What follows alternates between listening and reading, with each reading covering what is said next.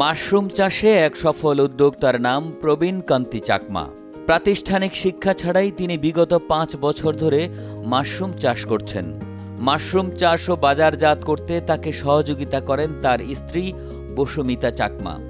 আগে বছরে 6 মাস চাষ করলেও ভালো লাভ হওয়ায় এখন সারা বছর চাষ করার পরিকল্পনা করছেন এই উদ্যোক্তা।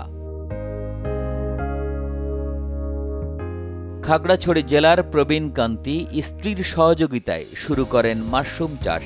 পরিষ্কার পরিচ্ছন্নতা থেকে শুরু করে বাজারজাত করা পর্যন্ত সব কাজে রয়েছে প্রবীণের স্ত্রী বসুমিতার হাতের ছোঁয়া।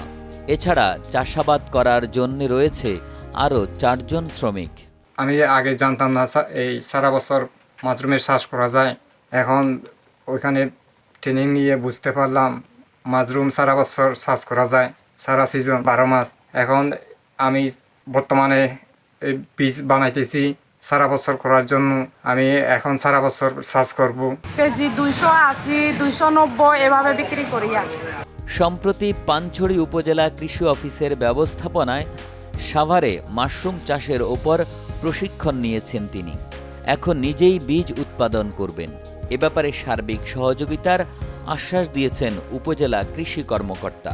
4-5 বছর ধরে উনি সহোদ্যোগে বাড়ির আঙিনায় একটি চাষঘর স্থাপন করে মাশরুম চাষে উনি সফলতা অর্জন করেছেন। আমাদের মাশরুম চাষ সম্প্রসারণ প্রকল্পের মাধ্যমে কিছুদিন আগে ওনাকে আমরা 15 দিনে একটা আবাসিক ট্রেনিং পাঠাই মাশরুম উন্নয়ন গবেষণা ইনস্টিটিউটে সাভার। এই প্রকল্প থেকে এই উদ্যোক্তাকে আমরা 2টি ঘর করে দেবো, একটা চাষঘর, একটা ইনিকুলেশন ঘর, এবং তাকে ইনিকুলেশন চেম্বারও দেওয়া হবে। মাশরুম বিপণনের জন্য একটি ভ্যানও সরবরাহ করা হবে।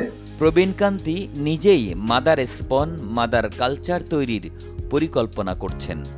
মাশরুম চাষ সম্প্রসারণ করতে আরও 30 জনের একটি গ্রুপ তৈরি করছেন এই কৃষি উদ্যোক্তা।